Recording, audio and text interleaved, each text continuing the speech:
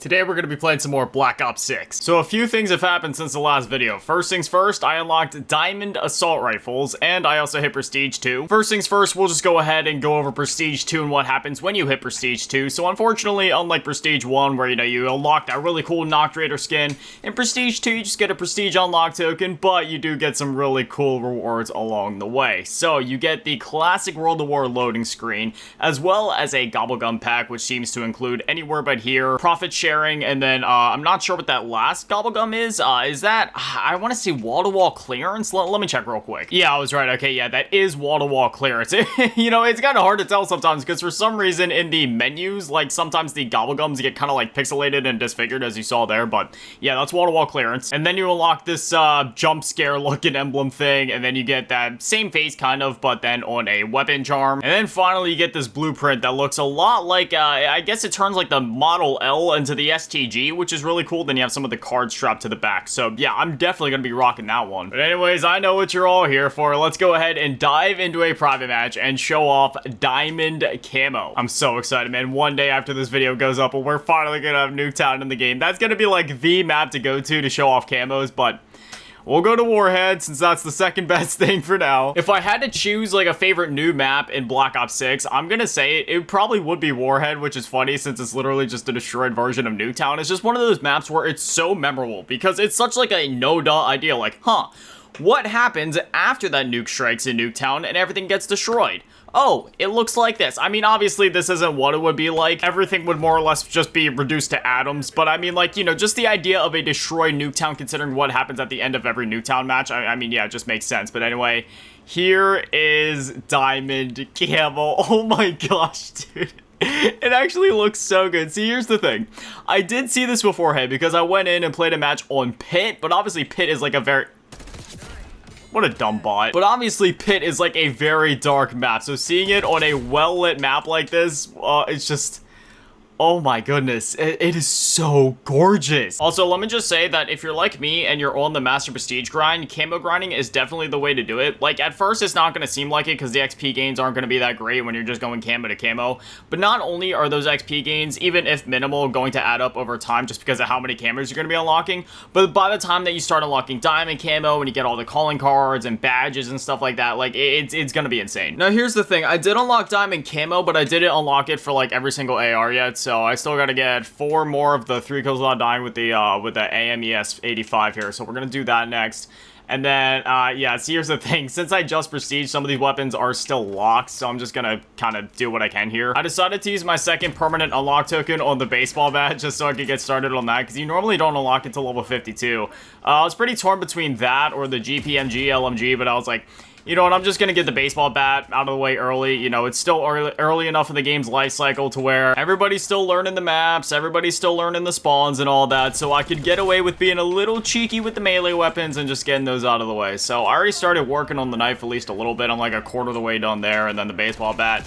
Unfortunately, it is a 2-hit kill weapon. I also saw that some people were doing some, like, fancy animation with it. I don't know if that's gonna end up being, like, the Soul Render sword from Modern Warfare 3, if you guys remember that, where it was actually, like, pretty easy to get some of the camos down there, because you could just lock people into an animation. You see, I was doing hardcore face-off this morning, just because it seemed to be a bit easier, but now that it's not, like, the middle of the night anymore and everybody's waking up, I don't know if this is actually a good idea, so we're going back to core. Also, the game has been out for, like, over a week at this point, and I've still had all my settings on the absolute lowest, so I think it's time that I bump my graphics up a bit. What's the best FSR preset? Because, I mean, I know you could go, like, ultra performance if you want all the frames, but I also don't want the game to look like a blurry mess. So, like, do I bump it up to quality? Because, like, balance is an appreciable performance gain for a image quality mirroring the native rendering resolution. But if it's mirroring it, then that means that it should be pretty close to it. But then quality is, like, slight performance gain for an image quality undistinguishable from the native rendering resolution. And then native is just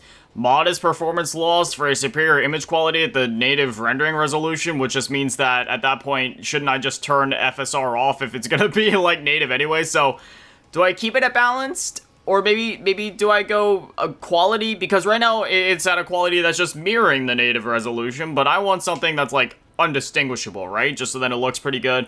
Texture resolution. Oh, my texture resolution already is on normal. Okay, so that's why the game wasn't looking too dog water. Some of these settings actually are different from what I had them at. I had these all on like low when the game first came out. I guess it just sort of decided to turn itself back up. So I have texture resolution on normal. And here's the thing, right? Like, I know my graphics card can obviously handle running the game at like higher resolutions, higher graphic settings. I mean, like right here, you got some of these that are like set to high for some reason, even though I had these like way lower before. I guess it made up its own mind. It was like, no, we're gonna make these higher. My only concern is the fact that I'm running OBS and less Audacity. Audacity isn't really a resource hog, but OBS, because I'm using OBS at the same time as playing Black Ops 6. If I'm just playing Black Ops 6, I can crank all this stuff up, but I just don't want OBS, whether it be through like the hardware encoder, because I do believe that I have the hardware encoder on my OBS just to help with the recording process, and then also like obviously OBS is really CPU bound, so I just don't want to risk like any sort of weird bottlenecks or weird frame hitches going on there. Here's what I'll do. I'll put the textures and the shadow quality on normal. There's like what detail quality here. Select the quality of objects and small ground elements such as foliage. Yeah, you know, I could probably keep that on low. Select the texture quality of surfaces when viewed at an angle. Yeah, that one was on what, like high before or something like that? Okay, I'll flip that one back to normal because that kind of seems like even if you're viewing it at an angle, I mean, you're viewing things at angles all the time in this game, so I'll keep that on normal along with the texture resolution just to make things look a bit higher quality no matter what. Depth of field, always leave depth of field off, even if your PC can handle. I mean, it's not a very like resource intensive thing, but it just makes your screen blurry. You don't want that. Draws visual effects when explosions and deflagrations are used near surfaces. Well, that one requires me to restart the game. So, you know what? I think I'll just leave that stuff there. Select the quality of the lighting treatment applied on some surfaces. This has a slight impact on the colorization of these surfaces. I don't know. I know that one was on high before, but I'll just leave it on, what's it on now? Low? I don't know. I guess I'll just leave that there. I bumped some of the things up, changed FSR from balanced up to quality, so maybe that'll make things look just like a bit less pixely than they have in some of the previous videos. We'll just mess with that, and as long as my GPU and CPU don't scream at me, then we'll continue to bump things up. Alright, this time we're gonna go into a normal matchup pit, not hardcore. We'll see how things go this time. Yeah, right off the rip, some things definitely do look a bit better. I did turn down the shader quality a bit though, and I can kind of tell a difference there, so maybe I should turn that one back up to normal at least. It was on high before, so maybe I should just keep that where it was. Who knows? This is part of why I play on console more than anything, man. I don't like messing with all these settings. I just want to turn the game on and have it work, know that everything's gonna work, and when it comes to recording, you just plug a capture card into it, and it's that simple. All right, so far I have 1 elimination, make that 2 eliminations, and now I just gotta get 1 more. Yeah, I don't know how much you guys can tell, but yeah, the resolution-wise, wow, this is like, even though I just adjusted a few things, yeah, I'm definitely glad that I bumped things up. It's definitely a lot easier to see people now. We're kind of streaking out right now. I'm on like a 4 kill streak or something like that. Never mind. I'm so excited to get back over to zombies. Obviously, I've been playing nothing but multiplayer for the past couple days just because I've been grinding out the camos and all that. I played a ton of zombies when the game first launched, right? Like, I went in, did Easter eggs on Terminus and Liberty Falls, did a bunch of the side Easter eggs, did a few high round runs, and got gold on the XM4 and all that, but after that, I just went back to multiplayer to start working on the dark matter grind, but I have that itching to at least, like, run 1 game of zombies. There we go, we got Diamond on the AIMS 85, so now we can go ahead and work on the ASVL. I have been playing at least once per day in order to get my daily challenges done, because, dude, daily challenges are huge for XP games. Like, it may not seem like it, but say, like, once you prestige, right, it gives you a bonus amount of XP every day, so you get a total of 12,500 XP for completing all of the daily challenges in each of the modes, which in total is like 25,000 XP per day. If you do that for an entire week, that's times 7, that's 175,000 additional XP per week. Like, that's pretty good considering the fact they're just doing like basic challenges that are really not that hard to complete, especially if you like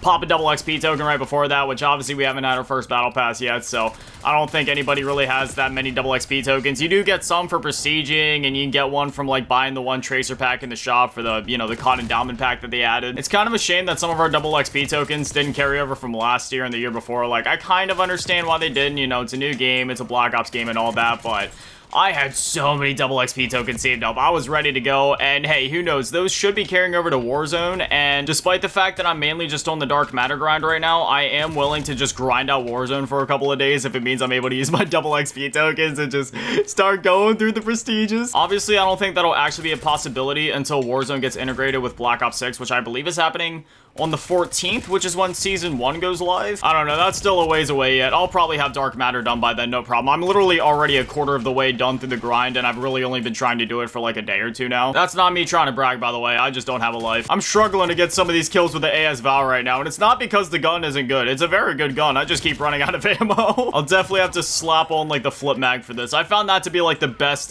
mag attachment for this weapon, because it still lets you reload fast. It gives you some bonus ammo. You just kind of have to stay on your toes and make sure you keep reloading with it. Anyways, there it is. Defeat. There we go. Prestige 2, level 11, which means that I just unlocked that really cool World War loading screen. See, here's the thing. I don't actually use loading screens in Call of Duty just because I like loading into the match, seeing like the overview of the map. That's just part of that classic COD feel for me, you know what I mean? So, you know, the loading screens are cool, but I never use them because, again, I like that look of seeing the map that I'm loading into. Phew! The way that Diamond interacts with the Vault Edition weapons, I hope that all the blueprints throughout the year kind of work like this, where you can still see the camo very clearly through the blueprint, because that has been a problem in some of the previous Call of Duties, specifically the ones post-Warzone era, where if you have a blueprint for a weapon and you try to put on like a mastery camo, sometimes the mastery camo will be blocked by the blueprint or just won't look that good with it, whereas here in this game, it seems like they're really trying to strike that balance and making sure the Vault Edition weapons still look cool and still have their cool effects, but that you can also see, like, you know, your camos through it and stuff. And I mean, if you look at like Dark Spine on it, that looks great, and then Dark Matter, I mean, dude, that looks insane. Nebula looks freaking crazy too, dude. I am so excited for this grind. I'm only like technically a quarter of the way through, not even, because, you know, I got 7 of the weapons done. There's 33 in total, so